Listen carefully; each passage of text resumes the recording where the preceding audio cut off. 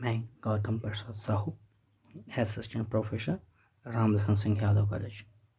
आज हम subject business environment में एक topic monetary policy of India पर चर्चा करेंगे। मॉनेटरी पॉलिसी क्या होता है? तो आरबीआई ऑफ इंडिया यानी रिजर्व बैंक ऑफ इंडिया के according monetary policy refers to the use of instruments under the control of the central bank to regulate the availability, cost and use of money and credit। या इसका मतलब दूसरे तरह से बोल सकते हैं कि मौद्रिक नीति जो होता है वो मुद्रा की पूर्ति, उसकी लिक्विडिटी यानी तरलता, उसकी अवेलेबिलिटी उपलब्धता को रेगुलेट करने का काम करती है, जो आरबीआई के थ्रू होता है। यानी सिंपल सा चीज़ हम लोग बोल सकते हैं शॉर्ट कि मॉनेटरी पॉलिसी जो है वो आरबीआई कंट्रोल करती है।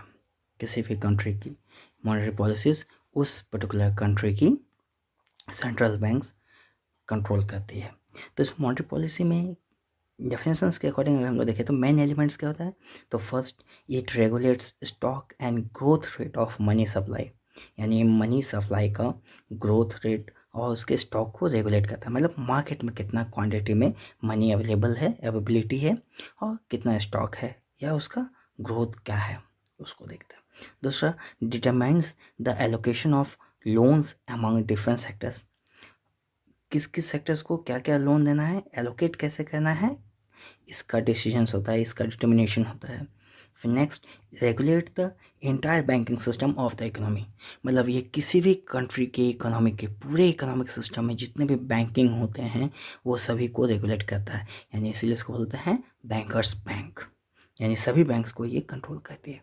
नेक्स्ट हम लोग बोल सकते हैं it regulates the level on structure of interest rates directly in organised sector and indirectly in unorganised sector. यानी ये डायरेक्टली हम लोग बोल सकते हैं कि जो इंटरेस्ट रेट्स होते हैं, जैसे बैंक्स वगैरह में जाते हैं, एफडी करते हैं, लोन्स लेते हैं, तो वाइज लाइकवाइज तो इन सभी चीज़ों के बेसिस पे जो भी इंटरेस्ट रेट होता है ये कम्प्लीटली मॉनेटरी पॉलिसी के थ्रू ही ये रेगुलेट किया जाता है, कंट्रोल किया जाता है। तो जो ऑर्गेनाइज सेक्टर हैं उनको डायरेक्टली कंट्रोल करती है और जो अनऑर्गेनाइज सेक्टर हैं उनको इनडायरेक्टली उनको रेगुलेट करती है। तो हम लोग इसको देखेंगे जनरली। तो मॉनेटरी पॉलिसी जो होता है वो ईयरली अनाउंस्ड जो होता है ये 2 साल मतलब ईयरली 2 टाइम्स होता है, ठीक है। एक होता है स्लैक सीजन पॉलिसी में जिसमें अप्रैल या सितंबर के अराउंड में होता है, और एक होता है बिजी सीजन पॉलिसी जो अक्टूबर और मार्च होता है, ईयरली मतलब टूर। और ये बेसिकली एग्रीकल्चर साइकिल्स के अकॉर्डिंग भी डिपेंड करता है और अलग अलग बेसिस पे ही हमारा डिसीजंस लिया जाता है, क्लियर है। और साथ में टाइम टू टाइम इसमें आरबीआई के पास ये राइट्स रिजर्व्ड है कि वो टाइम टू टाइम इसमें अल्टर कर सकती है और वो डिपेंड करता है स्टेट ऑफ द इकोनॉमी पे, यानी इकोनॉमी का क्या सिचुएशंस है उसके अकॉर्डिंग ये डिपेंड करता है। अब इसका जो हम लोग बात करेंगे कि मॉनेटरी पॉलिसी का जो ऑब्जेक्टिव्स है, इसका ऑब्जेक्टिव्स क्यों है या इसका उद्देश्य क्या है मॉनेटरी पॉलिसी का। तो अकॉर्डिंग टू हम लोग RBI governor doctor Y V Reddy, the objective of monetary policy in India are price stability and growth. These are pursued inter alia through ensuring credit availability with stability in the external value of the rupee as well as overall financial stability। यानी simple सा चीज़ हम लोग RBI governor जो farmer RBI governor हैं doctor Y V Reddy उनके according है monetary policy जो है इंडिया में इसका मेन जो ऑब्जेक्टिव्स होता है वो है प्राइस स्टेबिलिटी एंड ग्रोथ का होता है। तो प्राइस को कैसे स्टेबल करेंगे और कैसे इंश्योर करेंगे, कैसे उसको ग्रोथ को इंश्योर करेंगे, इस पर्टिकुलर चीज़ का ही मेन ऑब्जेक्टिव होता है। तो जस्ट लाइक अगर इन्हीं सभी चीज़ों के अकॉर्डिंग देखें तो बेसिकली आरबीआई जो है वो कुछ चीज़ों को, कुछ ऑब्जेक्टिव्स को अचीव करने की कोशिश करती है, जिसमें से है फर्स्ट एक पॉइंट हो जाता है इकोनॉमिक ग्रोथ, यानी कंट्री का इकोनॉमिक ग्रोथ को वो ध्यान रखती है। दूसरा एक्सपेंशन ऑफ मनी एक्सपेंशन को ध्यान में रख के चलती है। इन्फ्लेशनरी सिचुएशंस या इन्फ्लेशनरी प्रेशर्स जो होता है इकोनॉमी में उस अकॉर्डिंग मनी के सप्लाई को भी मेंटेन करने का कोशिश करती है, बैलेंस करने का कोशिश करती है। फिर नेक्स्ट पॉइंट हम लोग हो सकता है थर्ड, इनकरेज एक्सपोर्ट्स, एक्सपोर्ट्स को बढ़ावा देने का काम करने का कोशिश करती है, जिसके बेसिस में इसके थ्रू क्या होता है ना, हमारा बोल सकते हैं बैलेंस ऑफ पेमेंट, BOP आप लोग जानते होंगे, ये डिफिसिट होता है या सरप्लस होता है। तो इस बैलेंस ऑफ पेमेंट का जो डिफिसिट होता है इसको भी सॉल्व करने के लिए ये कोशिश करती है, इनकरेज करती है एक्सपोर्ट को। फिर नेक्स्ट सोशल जस्टिस, मतलब प्रोग्राम्स है जो सोशल इनजस्टिस के लिए कुछ कुछ उसको ये कहती है, जैसे मोर इक्विटेबल डिस्ट्रीब्यूशन ऑफ इनकम को इन्फ्लुएंस करती है, ताकि हर एक सेक्टर्स में वो डिस्ट्रीब्यूट हो सके। फिर रिड्यूस डिफिसिट्स, नेक्स्ट बोल सकें, यानी कि डिफिसिट्स जो होता है गवर्नमेंट का उसको रिड्यूस करने का कोशिश करते हैं। और नेक्स्ट बोल सकते हैं हम लोग stability in the external value of rupee, rupee का जो एक्सटर्नल वैल्यू होता है उसमें स्टेबिलिटी लाने का कोशिश करता है। जैसे हम लोग फॉरेन एक्सचेंज करते हैं ना, अगर जैसे अभी एग्जांपल के लिए हम लोग देखें अमेरिका का डॉलर फॉर एग्जांपल 70 रुपीज़ है अप्रॉक्स, जस्ट 70 अप्रॉक्स हम ले रहे हैं, एज्यूम करके चल रहे हैं। तो अगर 70 रुपीज़ हम देते हैं तो $1 अमेरिका का हमको मिलेगा। तो अगर इसी को हम लोग कंट्रोल करें या स्टेबल रखें तो 70 में ही मिलेगा। अदरवाइज अगर स्टेबल नहीं रख पाएँ तो इसके केस में क्या हो सकता है, पता चलेगा मनी का वैल्यू डिक्लाइन हो गया तो हमको 80 रुपीज़ देना पड़ रहा है $1 के लिए, या फिर हम और अच्छे स्ट्रॉन्ग पोजिशन में आए तो 60 रुपीज़ में ही हमको $1 मिल रहा है। तो इस टाइप से प्राइस स्टेबिलिटी जो है, एक्सटर्नल वैल्यू जो है वो रुपये का, उसको स्टेबल करने का कोशिश करती है। फिर next, more credit for private sectors, और जो सेक्टर्स प्राइवेट सेक्टर्स होते हैं उनको ज़्यादा से ज़्यादा क्रेडिट अवेलेबल कराने की कोशिश करती है। क्लियर।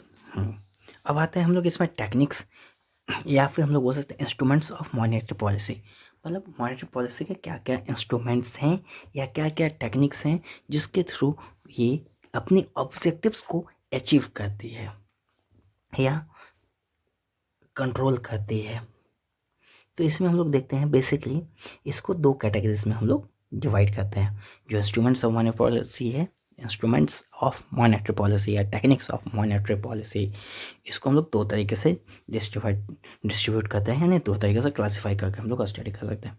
एक होता है क्वांटिटेटिव क्रेडिट कंट्रोल और दूसरा होता है क्वालिटेटिव क्रेडिट कंट्रोल। और क्वालिटेटिव क्रेडिट कंट्रोल को हम लोग सिलेक्टिव क्रेडिट कंट्रोल भी बोल सकते हैं। तो ये दो तरीके का होता है। क्वांटिटेटिव क्रेडिट कंट्रोल जो होता है वो इमीडिएट इफेक्ट में वर्क करता है, जनरली वो इमीडिएट इफेक्ट में वर्क करता है और वो क्वांटिटी को कंट्रोल कर लेता है। बट क्वालिटेटिव या सिलेक्टिव क्रेडिट कंट्रोल को होता है जो होता है ये लॉन्ग टर्म में जनरली मार्केट को स्टेबल करने का कोशिश करता है और लॉन्ग टर्म उसका बेनिफिट होने का क्राइटेरिया रहता है। तो यानी सिंपल सी चीज़ है, क्वालिटेटिव में just flow of quantity of credit जो है उसको कंट्रोल करने का, नाम से पता है क्वांटिटी, यानी क्वांटिटी को कंट्रोल करने का। तो इसमें सबसे फर्स्ट आता है क्वांटिटेटिव में बैंक रेट आता है। बैंक रेट क्या होता है?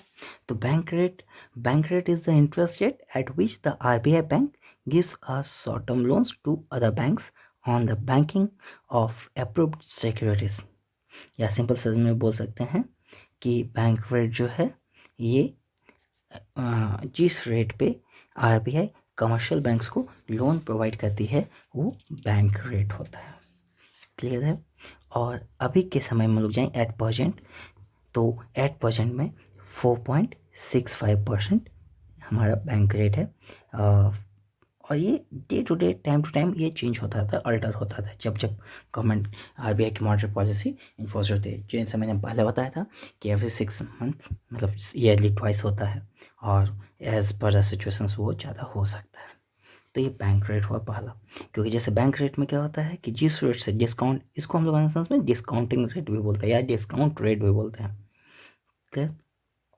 अगर बैंक रेट हाई हो जाता है तो क्रेडिट जो है वो कॉस्टली हो जाता है, और क्रेडिट जो है वो कॉस्टली हो जाता है तो उस केसेस में क्या होता है, क्रेडिट जो है वो श्रिंक हो जाता है, मतलब कम हो जाता है। यानी अगर मान लीजिए बैंक रेट ज़्यादा हो गया तो आपको लोन पे ज़्यादा इंटरेस्ट लगेगा, तो उस केस में क्या होता है, लोन जो है वो कम लेने लगेगा, तो लोन घट जाता है, ज़्यादा रेट पे ज़्यादा लोन नहीं लेना चाहता है, तो इसीलिए। और अगर घट गया बैंक रेट तो लोन जो हमको कम रेट पे ज़्यादा मिलने लगेगा, तो आदमी कम रेट में फिर लोन लेने के लिए ज़्यादा आने लगता है आगे, तो इसलिए इसमें इसके बेसिस पे भी कंट्रोल कर सकती है। दूसरा होता है open market operations. Open market operations क्या होता है? तो ओपन मार्केट ऑपरेशंस मीन्स होता है the purchase and sale of government securities, first class bills of exchange and promissory notes by the RBI to control the volume of credit in the country. मतलब जब open market में directly RBI जो है purchase या cell करने लगती है government securities का, तो इसको हम लोग बोलते हैं ओपन मार्केट ऑपरेशंस। इसके थ्रू भी हम वॉल्यूम को कंट्रोल कर सकते हैं। जैसे फॉर एग्जांपल्स की मैं बात करूं, अगर सिक्योरिटीज़ को गवर्नमेंट यानी RBI सेंट्रल बैंक सेल करना स्टार्ट करती है, तो इससे मनी का सप्लाई मार्केट में मनी का सप्लाई जो है वो मार्केट में या इकोनॉमी में वो डिक्रीज़ होने लगता है। तो इसके वजह से क्या होता है? क्रेडिट कॉन्ट्रैक्शन होने लगता है। और बट वही जस्ट रिवर्स, अगर वो परचेज करना स्टार्ट करती है तो मार्केट में मनी का सप्लाई इंक्रीज होना स्टार्ट हो जाता है। तो उसके वजह से क्या होता है? क्रेडिट जो है वो एक्सपेंड होता है। अब सोच रहे होंगे कैसे ऐसा होगा? तो सिंपल सा चीज़ है, अगर हम परचेज कर रहे हैं, यानी सिंपल सा चीज़ है, RBI अगर सेल कर रही है तो हम लोग परचेज करेंगे तो हम लोग पैसा देंगे RBI को। तो RBI के पास पैसा चला जाएगा तो मार्केट से पैसा जाएगा, तो मार्केट में क्या होगा? पैसे का शॉर्टेज हो जाएगा, सप्लाई जो है quantity of money that will B decreases. और जस्ट वाइस वर्सा अगर परचेज करेंगे, क्लियर, तो उस अकॉर्डिंग उसका जस्ट रिवर्स इफेक्ट पड़ेगा। क्लियर है? यानी RBI अगर परचेज करती है तो हम लोग सेल करेंगे, हम लोग सेल करेंगे तो RBI के पास सिक्योरिटीज़ जाएगा, उसके बदले हमारे पास मनी आएगा, तो मनी हमारे पास सप्लाई जो है मार्केट में वो इंक्रीज हो जाएगा। तो ये भी एक तरीका होता है ओपन मार्केट ऑपरेशंस। फिर नेक्स्ट आता है cash reserve requirement. Cash reserve requirement क्या होता है? तो सडनली ये कैश रिजर्व रिक्वायरमेंट्स होता है जो बैंक को अपने डिपॉजिट्स का एक स्टैंडर्ड परसेंटेज, एक फिक्स परसेंटेज वो अपने डिपॉजिट्स का उसको RBI के पास डिपॉजिट के रूप में रखना पड़ता है। यानी commercial banks in every country maintain a certain percentage of their deposits in the form of balance with the central bank which is known as CRR या कैश रिजर्व रेशियो। और एट परसेंट CRR जो है वो 3.10% है। Sorry 3.10 नहीं, 3% है। अभी जो आपका इधर इफेक्टिव हुआ है ना, तो चलिए 3% है, 3% है। ठीक है। फिर नेक्स्ट आता है हम लोग स्टैट्यूटरी लिक्विडिटी रिक्वायरमेंट या SLR भी बोलते हैं। स्टैट्यूटरी लिक्विडिटी रिक्वायरमेंट क्या होता है? तो ये जान लीजिए, cash reserve requirement which commercial banks have to keep with RBI under RBI Act 1934. All commercial banks have to maintain under Section 24 of the Banking Regulation Act 1949 liquid assets in the form of cash, gold and unencumbered approved securities equal to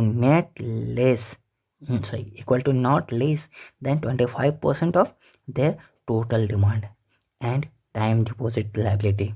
This will known as statutory liquidity requirements. और ये statutory होता है।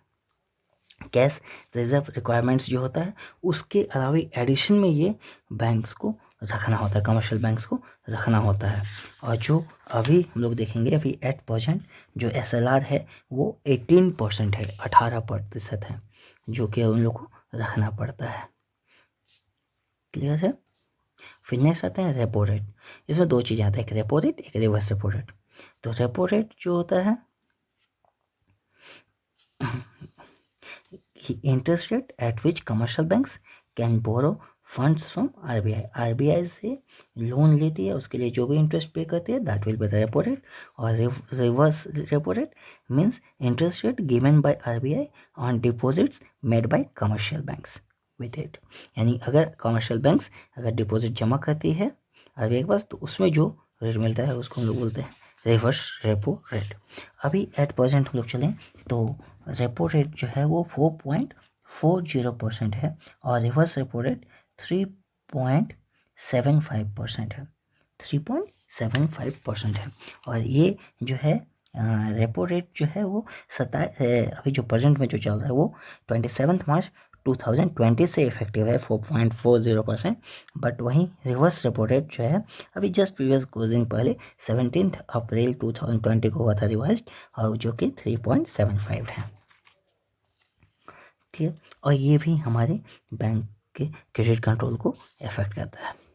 अब हम लोग आते हैं next, दूसरा जो मेथड होता है क्वालिटेटिव या सिलेक्टिव क्रेडिट कंट्रोल मेथड। इसमें हम लोग देखते हैं तो इसमें क्या क्या आता है सिलेक्टिव में। तो एक होता है पॉइंट वाला चेंज इन मार्जिनल रिक्वायरमेंट्स, दूसरा हो जाता है रैशनिंग ऑफ क्रेडिट, तीसरा हो जाता है रेगुलेशन ऑफ कंज्यूमर क्रेडिट, फिर फोर्थ होता है क्रेडिट ऑथराइजेशन स्कीम जिसको हम लोग शॉर्ट में CAS बोलते हैं, कैश, और पांचवा होता है क्रेडिट मॉनिटरिंग अरेंजमेंट, CMA इसको शॉर्ट में बोलते हैं।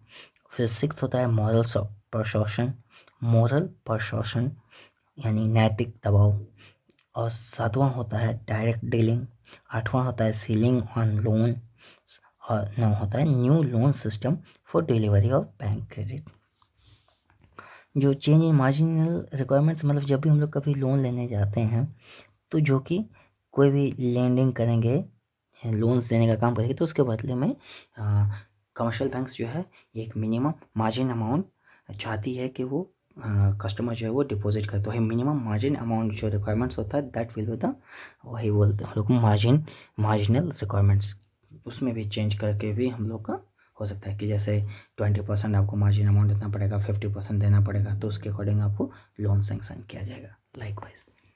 नेक्स्ट आता है rationing of credit. Rationing of credit ये अनदर टेक्निक होता है और इस मेथड के अकॉर्डिंग होता है रिजर्व बैंक जो होता है fixes the quota for members banks as well as their limits for the payment of bills. मतलब यहाँ एक कोटा सिस्टम हो जाता है और ये जो है सबसे फर्स्ट 1960 में इंट्रोड्यूस किया गया था। ठीक है, 1960 में ये इंट्रोड्यूस किया गया था। अब नेक्स्ट आते हैं regulation of consumer credit. Consumer credit control is used to regulate the credit while consumers purchases various consumer goods। मतलब जब कंज्यूमर्स हमारे वेरियस गुड्स को परचेज करता है तो लोन मिल लेता है। जैसे आप लोग सुनते होंगे ना भाई, बजाज फाइनेंस वाला बहुत जस्ट एग्जाम लाइव एग्जाम्पल सब लोग देखते होंगे कि फटाफट बहुत सारे लोन्स हम लोग देते हैं कंज्यूमर ड्यूरेबल गुड्स को लेके, तो उसमें रिस्ट्रिक्शंस किया जाता है। तो भाई under this measures credit control restrictions are imposed on the purchase of consumer goods और the time for payment is fixed and the instalments are reduced. फिर नेक्स्ट आता है credit authorisation scheme. The credit authorisation scheme सबसे first 1965 में introduced हुआ था और ये भी एक सिलेक्टिव क्रेडिट कंट्रोल का एक तरीका है। तो इस मेथड के अनुसार या इस स्कीम के अनुसार हम लोग बोल सकते हैं कि RBI regulated not only the quantum but also the terms on which credit flow to the different large borrowers. यानी credit authorisation scheme was finally withdrawn as part of financial sector reforms. अभी finally इसको withdraw कर लिया गया है, ये इसको use नहीं किया जाता है। फिर नेक्स्ट आता है क्रेडिट मॉनिटरिंग अरेंजमेंट। तो ये मॉनिटर करते रहते हैं किसको किसको कितना देना है, किसको क्या देना है। जैसे RBI would monitor and scrutinize all sanction of bank loans exceeding ₹5 crore to any single party of working capital requirements, और दूसरा ₹2 crore in the case of term loan. The post sanction scheme has been designated on credit monitoring arrangement.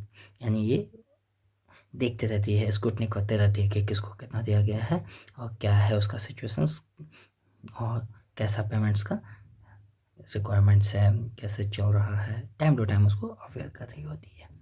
फिर moral persuasion मतलब नैतिक दबाव। मतलब हम लोग banks के जो वर्कर्स होते हैं, एम्प्लॉयज़ होते हैं, उनको नैतिकता का पाठ पढ़ा के उन लोग नैतिक पॉलिसी को बता के, ठीक है, इथिकल प्रेशर ये करके उन लोग को समझाने की कोशिश करते हैं और उसके बेसिस पे हम लोग कंट्रोल करने की कोशिश करते हैं। फिर नेक्स्ट आता है डायरेक्ट डीलिंग। तो ये डायरेक्ट डीलिंग में बैंक के पास, RBI के पास है पावर कि वो डायरेक्टली डील कर सकती है। और डायरेक्ट डीलिंग का मतलब होता है कि reserve bank directly public government securities, bills या फॉरेन एक्सचेंज डॉक्यूमेंट्स इसको खरीद या बेच सकते हैं। डायरेक्टली पब्लिक से ये परचेज और सेल कर सकती है किसी भी तरह का सिक्योरिटी। तो ये हो गया डायरेक्ट डीलिंग और इसके थ्रू भी RBI अपना कंट्रोल करने की कोशिश करती है। फिर सीलिंग ऑन लोन्स। जैसे सीलिंग ऑन लोन्स में क्या होता है कि इसमें लोन को अमाउंट को रिस्ट्रिक्टेड किया जाना। जैसे किसी भी सिंगल प्रोजेक्ट के लिए बैंकिंग सेक्टर्स के पास फिक्स्ड किया गया है कि वो 500 करोड़ रुपये से ज़्यादा का लोन नहीं दे सकते। यानी अनदर सेंस में हम लोग बोल सकते हैं कि bank can only sanction maximum loan of ₹500 crore for a single project. और फिर हम लोग एक बोल सकते हैं एक next point, new loan system for delivery of bank credit, यानी कि नया लोन सिस्टम जो है for delivery of bank credit introduce किया गया है 1955 में। तो इसके अनुसार क्या होता है, इसके maximum 75% of loan will be sanction as long term loan and 25% will be allowed only for short term period of working capital requirement. यानी इस स्कीम के अनुसार क्या है कि 75% जो लोन का अमाउंट होगा उसका 75% मैक्सिमम वो लॉन्ग टर्म के लिए रिक्वायरमेंट्स के लिए कर सकती है, लेकिन 25% ओनली जो है वो शॉर्ट टर्म पीरियड में वर्किंग कैपिटल के रिक्वायरमेंट्स के लिए कर सकती है। क्लियर। आज हम लोग इतने ही रखते हैं, नेक्स्ट क्लास में इसका लिमिटेशंस और इसका जो भी है क्रिटिसाइज उसका स्टडी करेंगे। Thank you.